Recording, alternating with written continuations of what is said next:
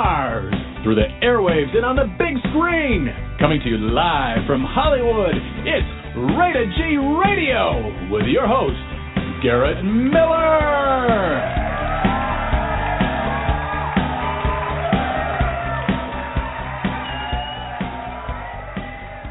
Hey everybody, welcome back to a Tuesday night episode of Rated G Radio. We have the luxury tonight of having a metaphysical author join the show. His name is Jeff Michaels.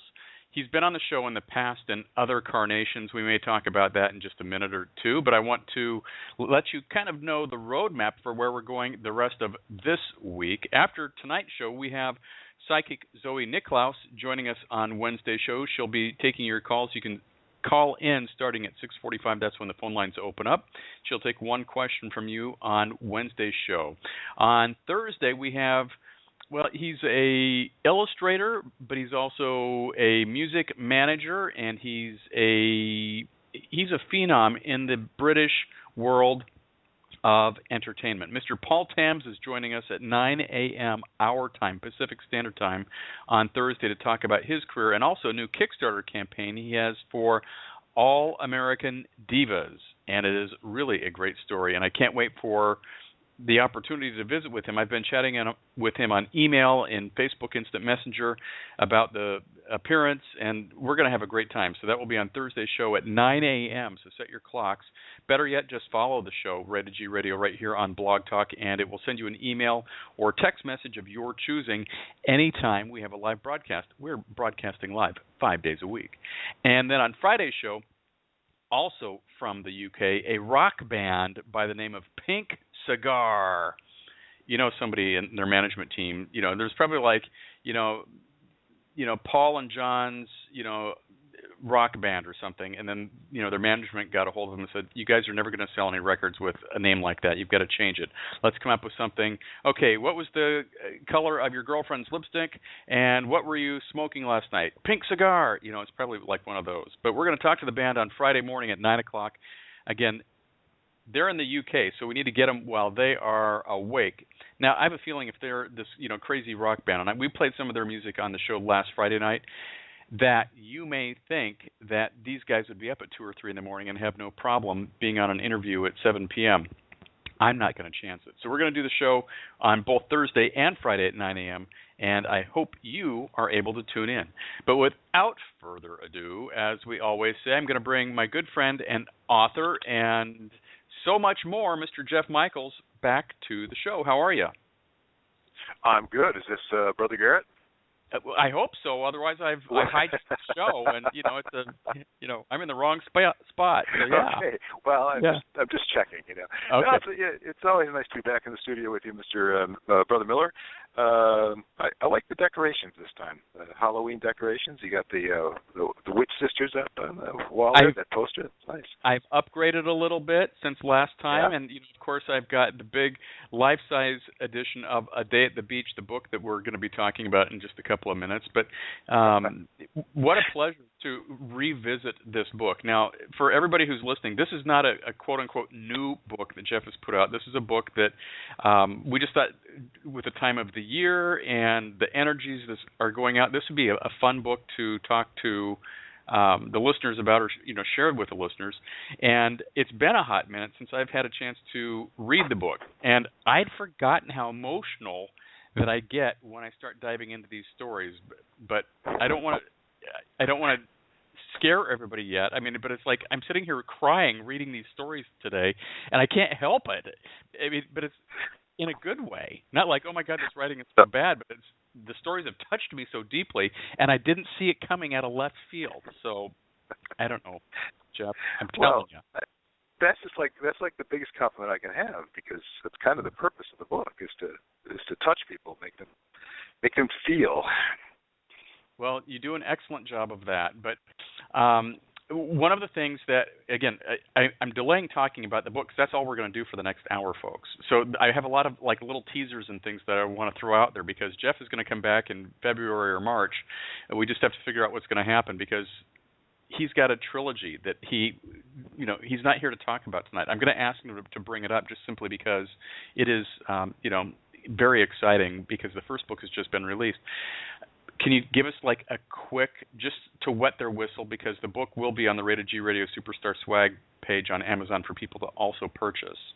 But can you give us a tease, and then we'll dive into A Day at the Beach?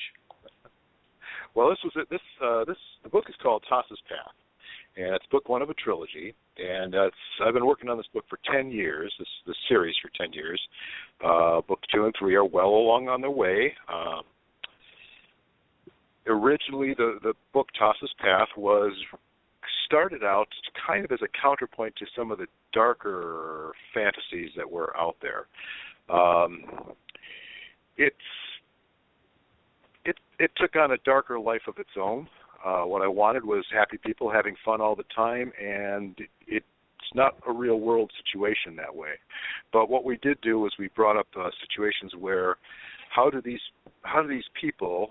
girls really deal with the real world, and how does their school deal with the real world? So now it happens that the school is a mystical school. It's fairies and elves, or actually there's no fairies in this one, but there is some dragons, some giants, and they come on a little bit later in the book, but they do also face some very, very unpleasant invasion of their peaceful surroundings. So over the last 10 years, that's the theme that has developed out of that book. But it is still a fun book. The characters, I like them a lot. It started out as about a 40,000-word novella, and now it's up to 100 and some thousand words. So we just released it, and I'm very, very happy with the final product. I've been working all day on book 2, and looking forward to seeing the whole trilogy published. So that's what I got for you tonight. I want like the gold leafed trilogy box set, and I would like them all autographed, please. So when that happens, I will make sure that you get the very first copy, Garrett. Okay. Well, I'm sure there might be other people. Yeah, after Jill. Right after Jill, and right after the kids and the grandkids and everything. But if I'm in the top 100, I'll be happy. Okay, so A Day at the Beach. What a treat! And this is a collection of short stories. Do you want to give us kind of like a little overview of what the book is about? Also, how in the world do you come up with the stories that you write about? I actually wrote a little bit of a blog about authors. They get asked this question a lot. Where do you come up with your crazy ideas? And a fellow that I have in the past had the pleasure to be acquainted with, a masterful writer, Gene Wolfe. I believe he responded when I asked him that question, probably in the 1970s or maybe the early 80s. He said, I get them down at the drugstore. So, and the thing is, it's kind of true. Where do you get the ideas for your stories? For example, in the very first story in A Day at the Beach and Other Brief Diversions, which is actually the full title of the book, the very first story is called A Day at the Beach, and we were in Huntington Beach, and we were down by the pier, and we were walking past an independent coffee shop down on the corner of PCH, and a young girl was walking, and she was walking kind of quickly, and all of a sudden she realized she didn't have her shoes on. Her shoes had fallen off. She had like flip-flops or sandals or some such thing on. And she had to go back and pick up her shoes and put them back on. In the meantime, a young man was sitting all by himself at a table drinking a cup of coffee, and he was watching her. And it was like he just didn't move. And I thought, what if he's frozen in time? And the story kind of flip-flopped to the point where he wasn't the one frozen in time. Everybody else was frozen in time, and he was moving. So everybody else had stopped, and he was moving. And the young girl became the kind of the co-protagonist of the story, because she was previously stopped from his perception, and then suddenly she joins him between the seconds of time. And so he's been there for a long, long time. And he's lonely, and this is the first girl that he's had a chance to meet, and it's their romance of a sort. Of a sort. It will rip your heart to shreds. Of a sort. It's the kind of story that you want, you wish every book was, and you finish reading the book and you go, well, it could have been better if only it was a story about Alice and Charles, at a day at the beach, and then, you would think those types of thoughts. But that's an example of one story, but you have a whole collection of stories in here, and your imagination is quite vivid. Again, where does the source of the story come from? We like to go to Disneyland. My wife Jill and I, we go to Disneyland periodically, and they have a show there, Aladdin, the musical, and the genie comes up on stage, and he's very, very funny. He's spontaneous, and he makes everybody laugh. And one of the plot points of this little musical that they do there is that Aladdin says that he's going to use his last wish to free the genie, but then suddenly he realizes that he might need that last wish himself. Well, through a convolution of plot devices, the genie actually does get his wish. I'm not spoiling it for anybody. I think everybody's seen the cartoon, the animation. Yep. And I just thought, well, what if the genie found another lamp? Is there only one lamp, or are there many lamps? And what if he found a lamp for himself, and he rubbed it? What would the genie wish for? So that was the genesis of the story in the book Jinn. And what we did was just kind of explored that. What if the family got the lamp, but they didn't need anything, and they just wanted to pal around with the genie? What a concept. Now, as I did some research on this, the Jinn, it's a fascinating history of who these creatures are and who they're supposed to be. And they've actually, we were talking earlier about Tassa's Path.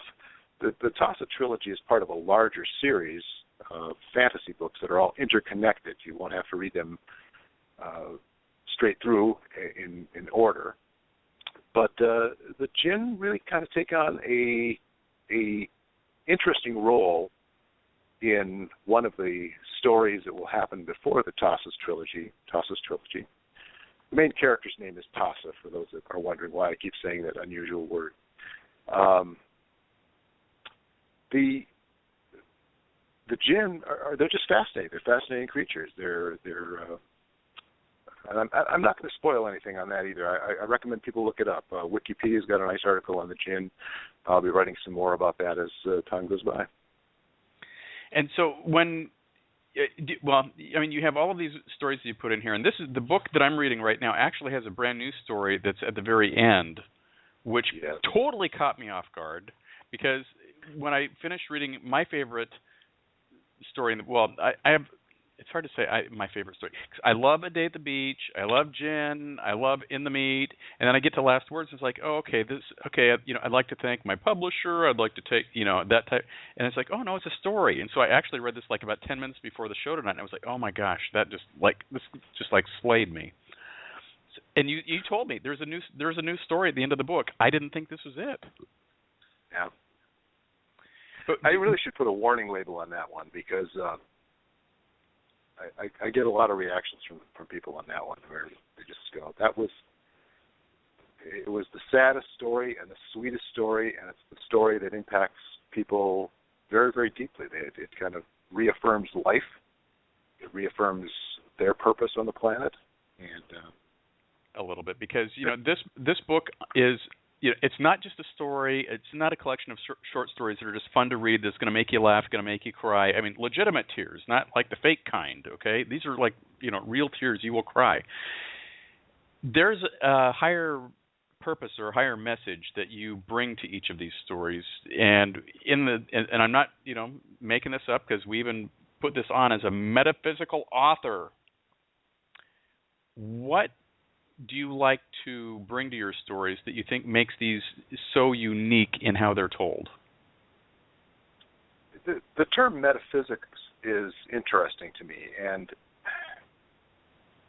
if you just think in terms of the word physics, physics is the study, it's the attempt to quantify and understand everything around us that's physical, all of the energy that exists around us. And as physicists, as people who study physics have learned as time has gone by, everything is energy. And so it's hard to talk about things to people who don't study that, but if you start to understand that, I had a textbook in school. My physics textbook started out by saying everything in the world is made up of atoms. Atoms are made up of protons, electrons, and neutrons. So right away I said, they said the smallest things in the world are atoms. Atoms are made up of protons, electrons, and neutrons. And I thought, well, right away we're wrong, because if atoms are made up of those things, then those things have to be smaller than the atoms, right? And as time went on, I found a very interesting physics professor, and he explained quarks to me, which are smaller still than the atomic particles. They're called subatomic particles, and you get small enough with this stuff, and there's no mass. It's a massless particle. And then I started to read books like The Dancing Wu-Li Masters, and books that are scientific, but they get real woo-woo real fast. And they cross over from physics to quantum physics and then into metaphysics. And metaphysics is sort of that aspect of energy that we can't quantify. It's our personal experiences with the creative energy of the universe. So when I talk about metaphysics, I'm talking about your personal perceptions of the universe. You as an individual, Garrett, or whatever listeners we have out there. And so now, someone told me that you call your books metafictional. Have you trademarked that name yet? Because I love that label. We should maybe trademark that. I don't know. That Jill came up with that. My wife Jill came up with that word. They're fiction, but they're based in metaphysics. Now there is a category, a genre out there called magical realism, which I like a lot. But this isn't really magical realism. This is more an exploration of connection and creative energies with the characters. So in other words, in Jinn, it's an exploration of what would the genie want to create? What would that main character want to create? What is it that makes the other characters satisfied to the point where they don't need to create anything? They're happy, they're centered, they're good within themselves. And the fact that they have a genie, well, the only thing they want from the genie then is friendship, is companionship, because we can all use more friends. Absolutely, yeah. So the metafictional tag, it's metaphysics meets fiction, and has a higher purpose. It's designed to help people explore their place in the universe. So, okay, following that same line then, what do you want people to get out of your stories once they've read them? Kind of just that. I'd like people to feel better about life, better about themselves. One of the reviewers that I have, I probably should have pulled this review up before we started talking, because I was thinking about this. One of the reviewers that we have actually commented on it and said that after reading the book, they felt better about themselves. And I got to tell you, that was the best. That's the best review I've ever gotten. It was just awesome, because if I can make people feel better about themselves, what a goal. I mean, that's what I do in my life. And Garrett, you know this. I've been a consultant and a reader for a long time. Earlier you said about my earlier incarnations on the show as Tarot Jeff, and we've done some readings on the show. Sure. And the goal always is to people come to me with a problem or some kind of an imbalance or some kind of a point of contention in their lives, and they don't know what to do about it. And the whole idea is to help them balance, help them find a path to move forward, a place to go, to gain some space where they can actually be who they are at this moment. You can, get rid of all of the old baggage. You're a good example of that. When we first met, you were this person, and boy, you're not that person. I was a mess. And you weren't really a mess. I mean, you were a success. You were doing really, really well, and yet you weren't happy. And so, you've gone through this amazing transformation, but you've had to let go of things. You've had to let go of the illusion of who you thought you were. And you're creating a whole new person. Not really that you're creating that person, it's that you're allowing that person to be who they are. And so, again, with the books, there's little principles. The thing about a book like A Day at the Beach and Other Brief Diversions, it could easily turn into a book of sermons, something preachy, something, thou shalt not do this or that or the other thing. I'm not demanding that the reader accept anything in terms of a policy or a dogma or a rule. There's principles involved, but apply the principles to your life as you choose. That's metaphysical. That's metaphysics. That's the goal of the book. That's the goal of my writing. Really, all of my writing is along this line. We talked earlier about the Toss trilogy. How do we deal with some of the deep, deep questions that are coming up? How do we deal with the idea of immigration and borders and terrorism? And it's a tough, complex question, and there's no easy answers to any of this stuff. How do you deal with the point of fact that some people are arming themselves out of fear? And sometimes that might be the right choice, So that's one of the choices that Tassa has to make in the book, Tassa's path. So let me ask you this. Sure, go ahead. Okay, because you said, you could be, a little preachy and, say, thou shalt not, and use a lot of thous and shalts and nots and thes and afterwards to make them sound very official. But you write these very entertaining stories that, they do have. You are first and foremost a great communicator and a great teacher and a great counselor of people. So when I read the book, A Day at the Beach, available on the Rated G Radio Superstar Swag page, click the button, go buy it tonight. We'll talk about that in a second. You get a lot of life lessons in here, and and this is a book, by the way, that if you really wanted to sit down, to be honest with you folks, you'd need probably a couple of hours to go through it. It could take you longer only if you reread the book, because you get into the book and you can't stop turning the pages. But each story has its own little unique instruction or recommendation or life lesson that people are going to pick up on, unless you just don't have any light bulbs on upstairs, and hopefully you are if you're going to be reading this book.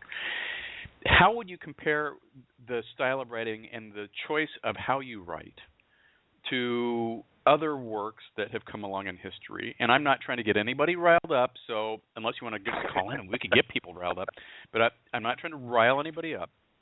But you go and read books like, and I'm just going to throw it out there so we can really have it be out there. But like the Bible, because that's a collection of stories, and a collection of stories.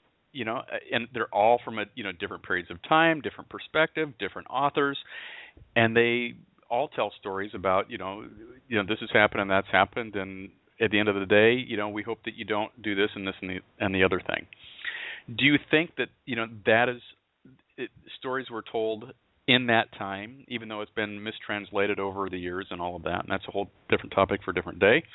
But do you think stories were told like that easier for people to get and understand and apply the principles, much like what you're doing in the Day at the Beach? Yes. The easy answer to your long rambling question, Garrett, is yes. I think that stories make life easier to understand, make life's lessons easier to understand. A book like the Bible, which is really 66 separate books written over a period of several thousand years, and translated by various people with various motivations. And again, we can get into that sometime. I don't know if you really know this about me, Garrett. I preached the Bible for 20 years. I was a Christian minister for I didn't know quite some time. that. Yeah. How do I know this about you, Jeff? You know, we were talking the other day about coming out, you know, and this is that thing that I was saying. It's like there's a point in time. We're at a point in time where everybody just needs to come out of whatever closet they're in and just be who they are and just admit who they've been in the past and just, you know, move on with things, you know, because you can't move on. You can't move on, you know, unless you're out of a box. You've got to be someplace where you can move and be who you are. So anyway. Wow. Well, congratulations. Yeah. Thank you for coming out as a former evangelical. As a former minister. You know. Now the fact minister. is I still am a minister, and I do. We're down in San Diego. I performed a wedding for my cousin, and you know, and it's a calling. It's not a career. It's a calling, and it's not something that you can. You can profit from it, and there's ways to do that in terms of energy exchange. And you can see some of these people that are these mega churches who, you know, really, how many cars do they actually need, and how much of the money are they collecting that's actually doing good for the world? What are they doing for the world? I'm not trying to judge anybody here. I mean, some of these people are very, very good people, but what's the point of collecting all of that money? I saw an interesting video earlier today, and I'll get you the link for it, but it's an Aboriginal tribesman from Australia, and he's talking about, in their language, they had no words for please or thank you because they didn't need to ask. Because whatever anybody needed, somebody else gave it to them. Wow. And they had no need for money because nobody owned anything. And he says, when you get into a social situation where you invent the word mine, this is mine, he says, that's where it all starts. So, and it just floored me when I saw it. It was astonishing, and I really love that video. And like I said, I'll get you the link to that.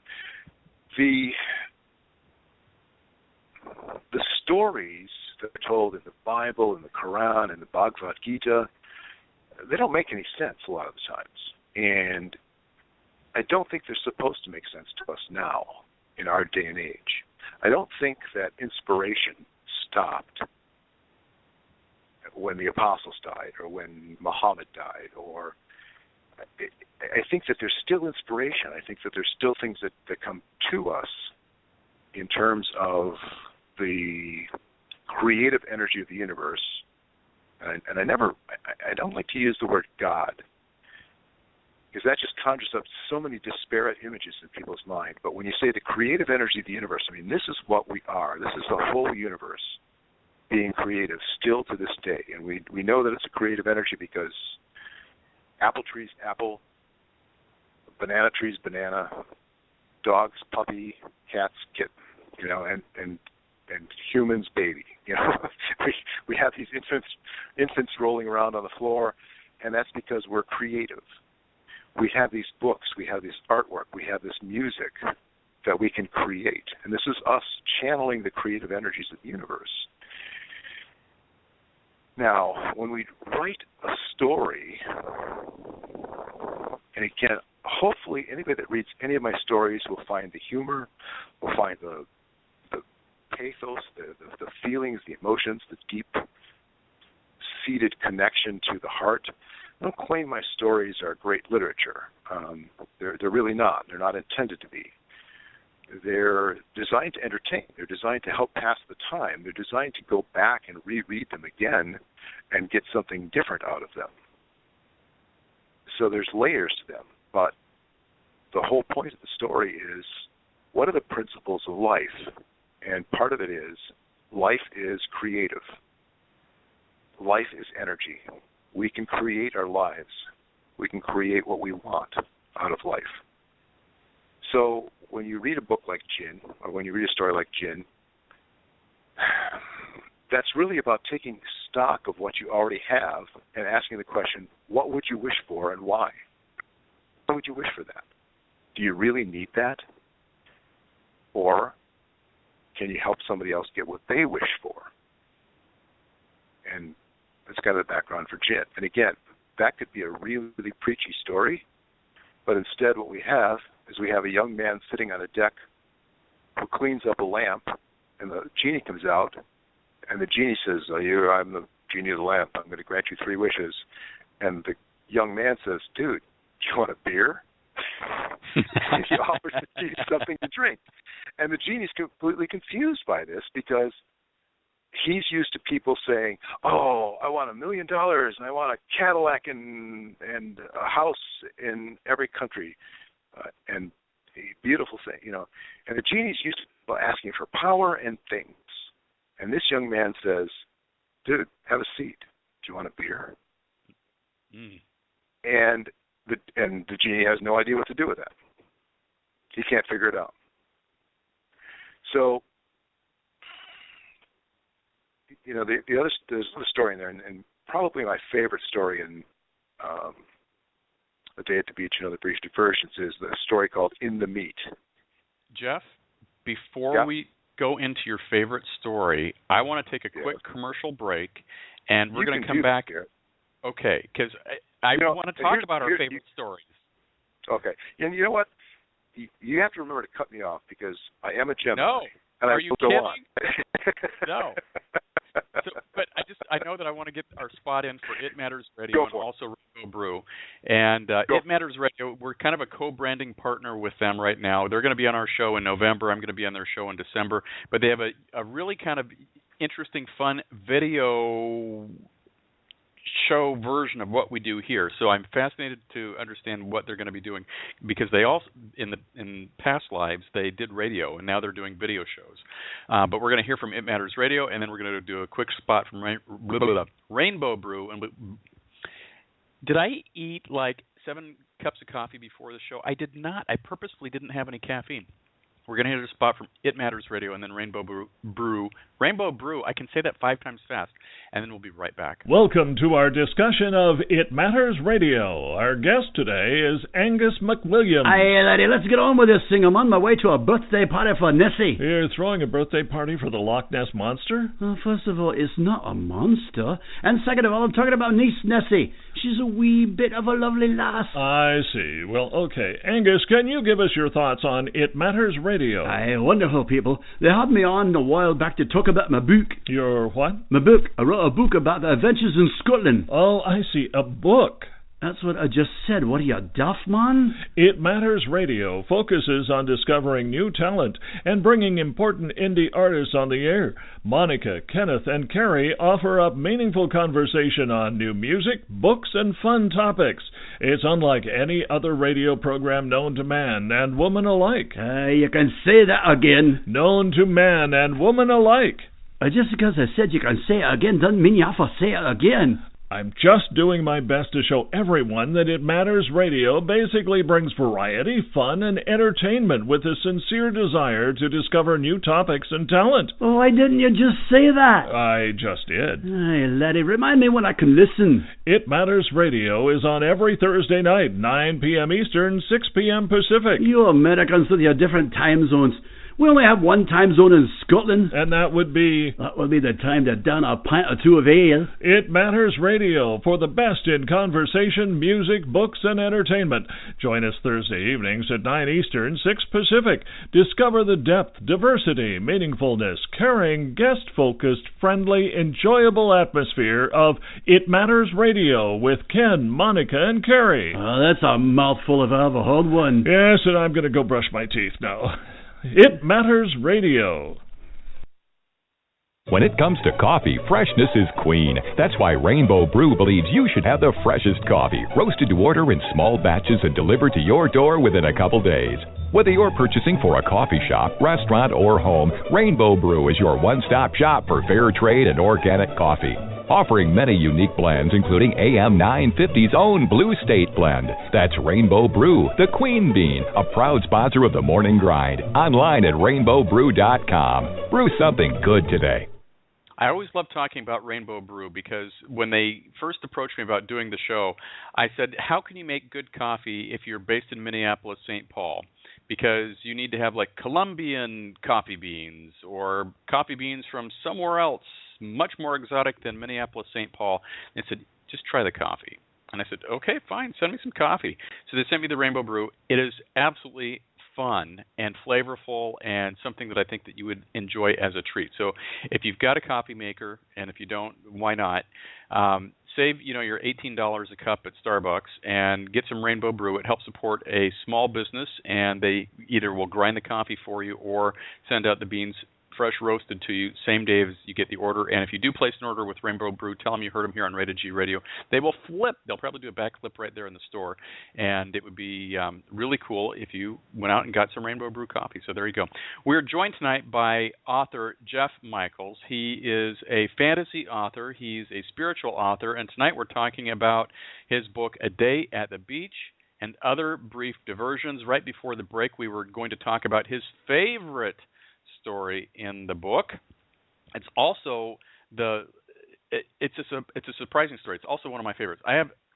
It's hard for me to say, well, that's also my favorite, because then I'm just kind of like I'm saying that about every story in the book. But each story is so different. But this is my favorite story in the book as well. Jeff, tell us about In the Meat. I thought I was going to get a steak. The term incarnation, we use the word reincarnation a lot. The term incarnation actually literally means in the meat, carne. So when you have carne sauce or you get a carnitas down at the Wahoo's Tacos there, you're talking about meat. And so when we say incarnation, that means we're in the meat. That means that if we're not in the meat, we're someplace else,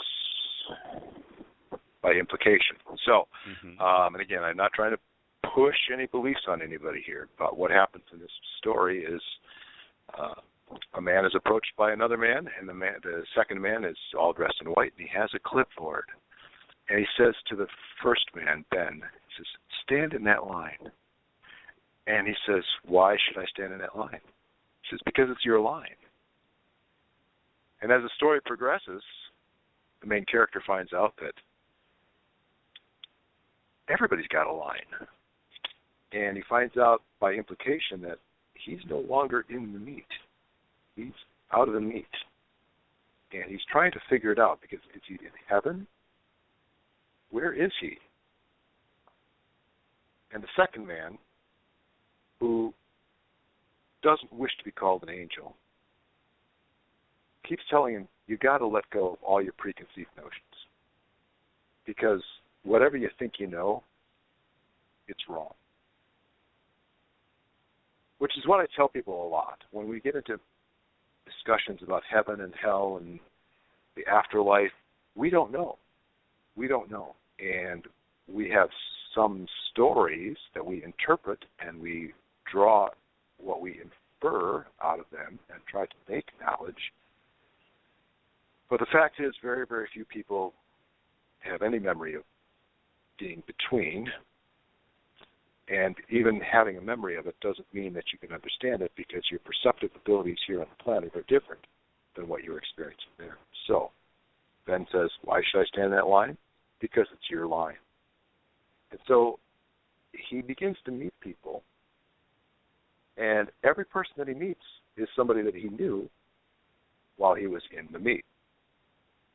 And they're just kind of dumping on the guy. You broke up with me, you cut me off in traffic, you disappeared after high school, and we were best friends, and you never contacted us. I'm your father, and you never understood me, and your mother is always crying because you didn't do what you wanted to. And so he ends up with this frustration level where he says, "Why? This can't be heaven. It must be hell," because all everybody's doing is pointing out what a rear end I've been to them all my life. Didn't I do anything good at all? And so it's revealed that he's going through the empathy pass, and he now has to feel the same feelings that everybody else felt when he did something at that moment in time. And this is pretty defeating for him, and it just drags him down. The man with the clipboard says, "Okay, now stand in that line." Because he's gone through this first line, and now he's got to stand in another line. He's very upset about this. But he walks up to that line, the second line, and the first person in the line is the same first person that was in the first line. Only now, instead of being angry, they express all of the gratitude. "We had so much fun when we did this. I loved you so much." And so the empathy pass turns into the gratitude pass. Ask me where I got that crazy idea. Where did you get that crazy idea, Jeff? This is what's called channeling, Garrett. It came to me after I was standing in line at Target one day, and I tend to lag behind a little bit. Jill was actually in line, and she had the credit card out and was making our purchases. And the woman behind me says, "Are you in line?" And there's this thing inside of me, Garrett, that should probably be psychoanalyzed and removed somehow. But I turned to her and I said, "Why do you ask?" "Yeah, I don't know. Why do you ask?" She says, "Well, you don't have anything in your hands. You're just standing in line." I said, "I just like to stand in lines. I go around and stand in lines all day. And I hope that someday I'm going to meet everybody I ever knew so that I can apologize to them for anything that I did that hurt their feelings." Oh, my gosh. And the woman just looks at me and goes to the next line because she can't do it. This is blowing her mind. It's like there's a man here standing in line waiting to meet people that he used to know. So I'm sure she has a very funny story about this. And if she's a writer, I'm a weird character in her book. I'm sure of that. Uh-huh. But I got home and I sat down. Again, not intending to write this story. A lot of the stories that I write, I don't sit down to it and intend to write them. In the writing game, there's two types of writers. There's the plotters, those people that do outlines and character studies and know the end of the book before they begin to write it. And then there's the pantsers, those of us that write by the seat of our pants. We just sit down and let it flow. Neither way is correct. It's good to have a little bit of both of those going on if you are a writer or a creative being at all. But this story just flowed out of me. And the truth is, I drew a lot of my own experiences from this. There's probably more autobiography in this story than I care to admit sometimes. But all of the characters are composites. All of the characters are people who I've known or I've known about, and I kind of rolled them up rolled many people up into one person because we have these similar experiences with people. So why do I like that? Why is that my favorite? It's a hard question for me to answer. Why is it my favorite? Because I'm not really sure. It's what I hope happens. I don't believe that we get out of the meat and go through an empathy pass and a gratitude pass. But at some level, I hope that something like that happens so that we learn our lessons. Because the universe doesn't deal in punishment and reward. It only deals in consequences. And that's what this story is about, the consequences of our actions. And just because we disappointed somebody doesn't mean we didn't love them or they didn't love us. Just because we screwed up somewhere doesn't mean that we're a failure. We just are constantly in this process, in this flow. And so Ben gets to go through this flow even after he's out of the meat, because energy can't be created or destroyed. It can only be transformed. And so his consciousness is transformed. And as he goes through the story, he also is transformed. And the ending of the story, the last lines of the story, actually came to me first. They were originally the first lines of the story. So, and I'm not going to say any more about that. Okay, because I've got a question I have to ask you off air, because I've now got a question about the end of the story that I'm like, okay. I've got to ask. But since you said we're not going to talk about that on air, you'll just have to read the book and see if you have that same question. So let's tell everybody tonight, well, permanently right now, Jeff's book is on the Rated G Radio Superstar Swag page. And for everybody who's listening tonight and you're going like, what is he talking about? And he keeps talking about Superstar Swag. Here's your deal, folks. We have so many people that have been on the show, so many great authors, so many great musicians, so many great movie people with different projects they've come on to promote, that you've listened to them and you've said, okay, that was fun, but then you know the show's over and you go do laundry and it's time to feed the kids and whatever the case is, and you go to bed, and then the next night you go. I think I was listening to that author Jeff Michaels on the show, and he was talking about some beach book and genies, and what was that again? And I don't remember what it was, and it's going to be a pain in the neck to go search for whatever. I make it really easy. Anytime we have a guest that's on the show, I have a deal with Amazon now that I have to actually put the people in there who are on the show. But if they've been a guest on the show, like Jeff is a guest, I will feature their books, CDs, or movies on the Rated G Radio Superstar Swag page. That's what I call it. And you can go purchase their books or CDs or movies or everybody's. Go buy them all, which is really a great thing. Everybody will love you.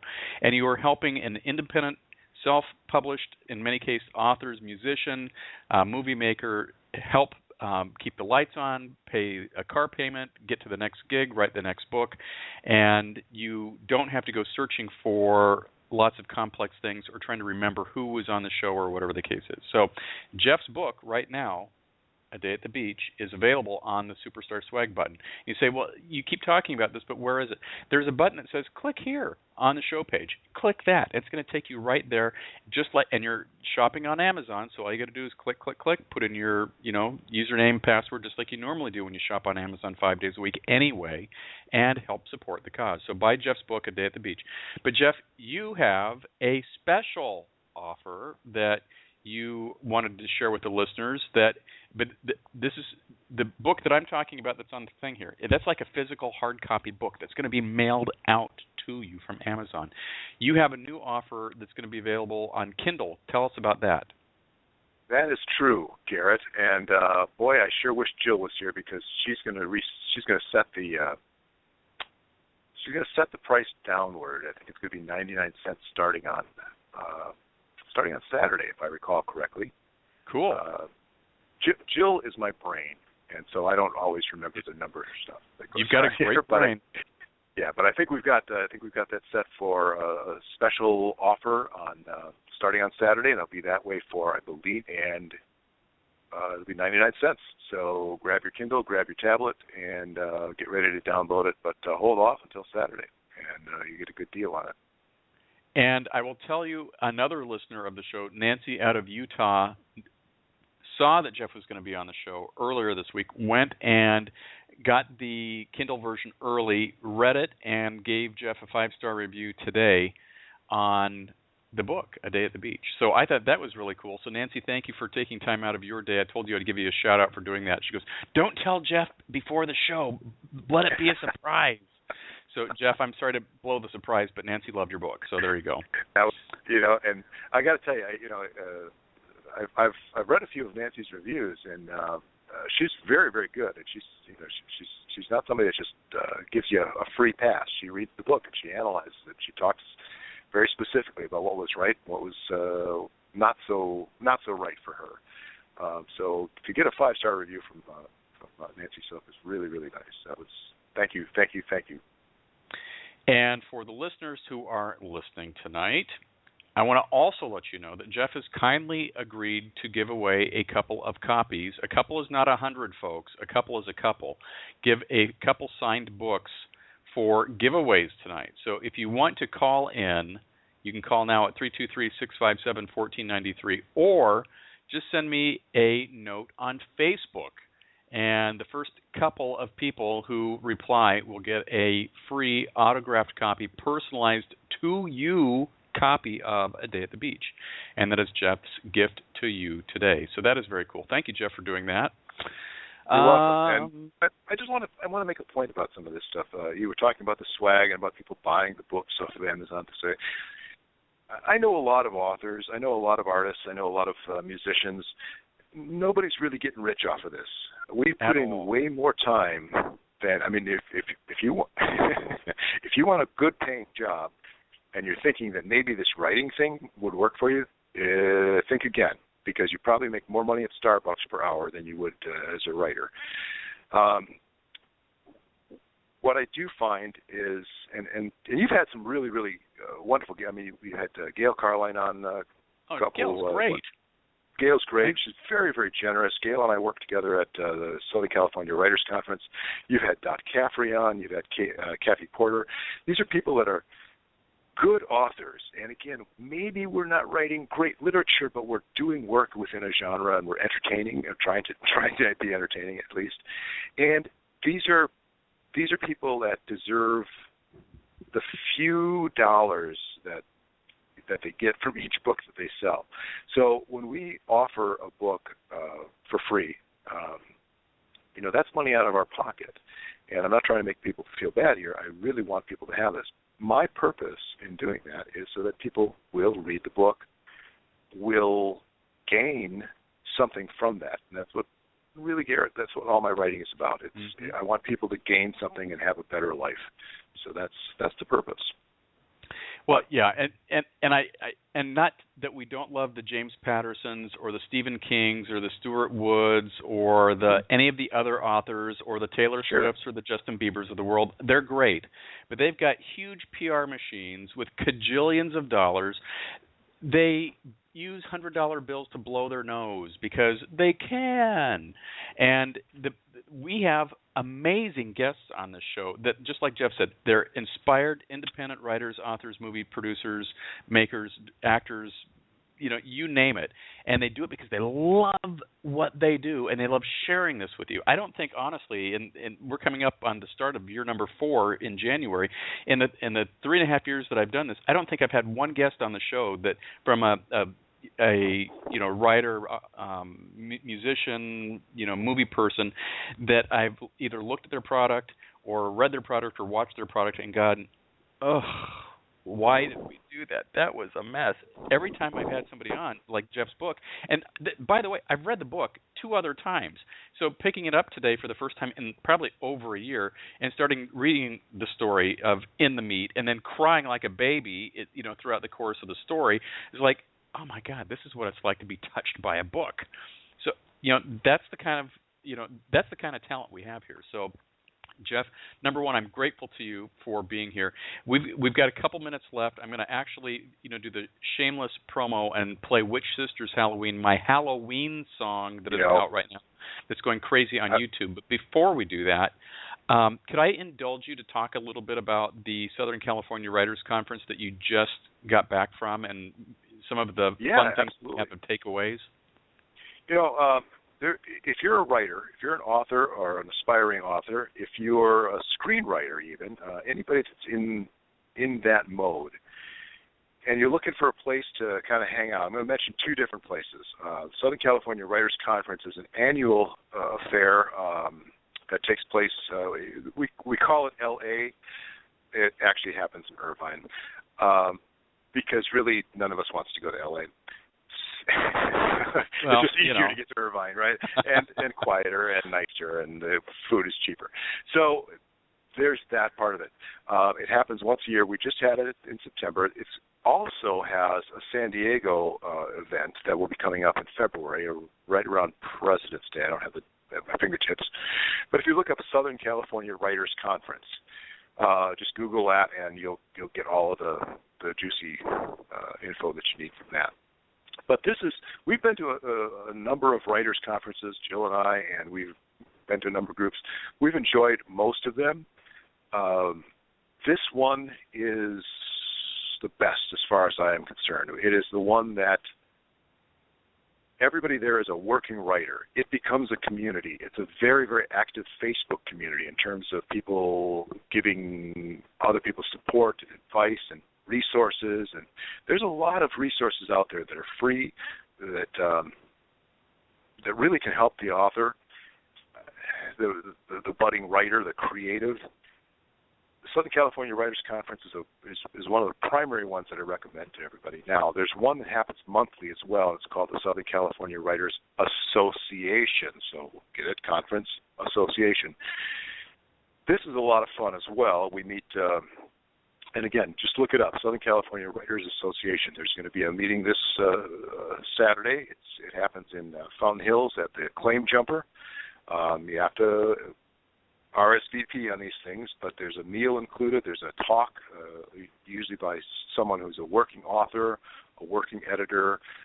We've had some really, really amazing people come through there. And the whole idea, again, is community. So community is communication, communing, being with people, community. It all ties together. It's words. I love words. That's why I do what I do. There we go, everybody. Mr. Jeff Michaels, A Day at the Beach. Go buy the book tonight, support this brilliant writer. And we're going to have him back on first quarter to talk about his new trilogy. We can't wait for that. And this is my shameless plug of the night. Go watch Witch Sisters Halloween on YouTube. It's Please leave a nice comment. It's hysterical. It's a new Halloween classic. Everybody should. Right. And maybe that's the approach. Go ahead. And Garrett, you're one of those people. You're one of those creatives that's just really just blossoming, just pushing yourself out there. And I mean, this is ladies and gentlemen, Blonde Jesus is really one of my favorite discs to come out in decades. And I'll give you the background on that one too. I used to be in music a lot, and I was music manager for Borders Books and Music, and I was also with Circuit City and helped control some of the CDs and things that came through there. I've been in despair about music for a long, long time because I won't mention Justin Bieber. It's sad. It's just sad because it's so manufactured and there's very little originality. And I'm all for pop music. I mean, I grew up listening to the Archies and Ohio Express and the Bubblegum stuff and the Monkees, and even the Beatles started out as a pop group. And I love pop music, and so there's always going to be a place for the Justin Biebers and the Katy Perrys and all of that stuff. It's fun. But where are the Beatles? Where are the Led Zeppelins? Where are the U2s? You see, I'm not seeing that coming up here. So now along comes Garrett with Garrett Miller with his Blonde Jesus disc, and this is exciting stuff because it's unique, it's thoughtful, it's fun. There's a purpose to so many of the songs, right, Garrett? I think I have Garrett also inspiring me here, Jeff, because you as this man of I want to change the world and I want to tell great stories, and I sit down and write stories and I really want people to get something out of this. Yeah, and I think that there's so much, there's levels to Garrett's music, ladies and gentlemen. You can listen to it over and over, and all of a sudden you go, oh, that one, that line. So there's your shameless plug, Blonde Jesus. Thank you very much. Thank you very much. Everybody will be back tomorrow night with Zoe Nicklaus at 7 o'clock. The secret is call in early at 6:45 so you can get your calls in the call queue and screen. Thanks for listening tonight, and thank you, Jeff.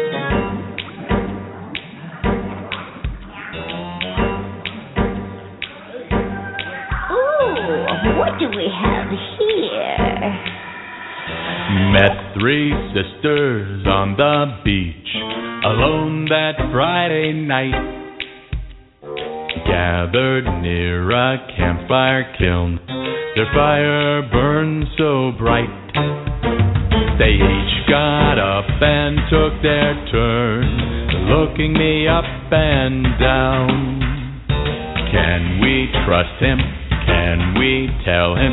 They would circle round. The harvest moon above was full, but showed their scary smiles. Come sit with us, the three agreed. You'll want to stay a while. We're the Witch Sisters, the Witch Sisters. Glamour.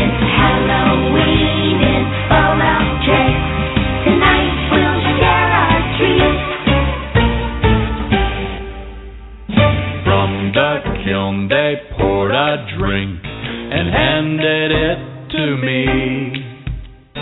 Bubbled, steamed, and smelled real bad. Drink fast! That is the key. Glamour told of fading stars whose looks laid claim to fame. Under knives now mummified, the plastic surgeons blame.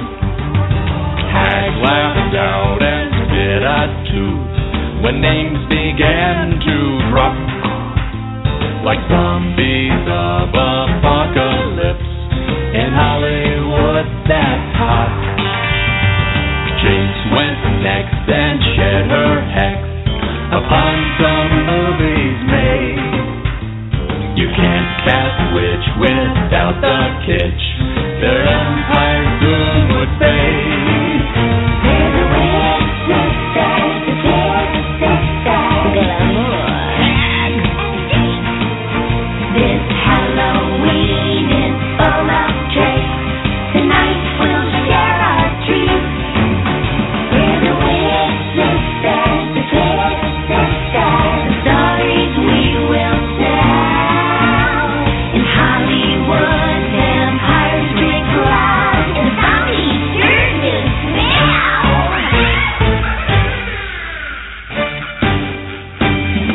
Each had charms they liked to cast, and some may find enchanting.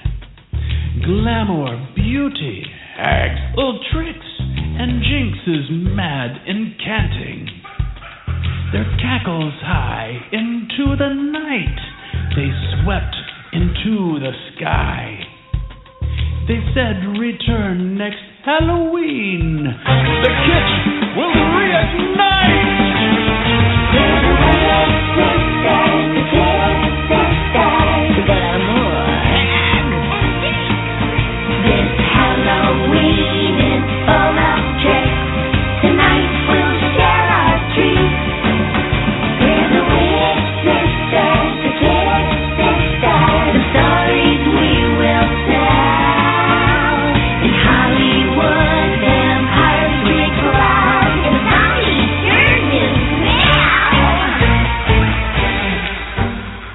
Oh God, we got 50 miles on that road. I gotta cut it in. Your road? Have you seen my road? It's terrible. Alright, you two. Enough of that already. It's time to go. I need to go get my hair done. Nothing you can do with that hair. You need to go get some food talk.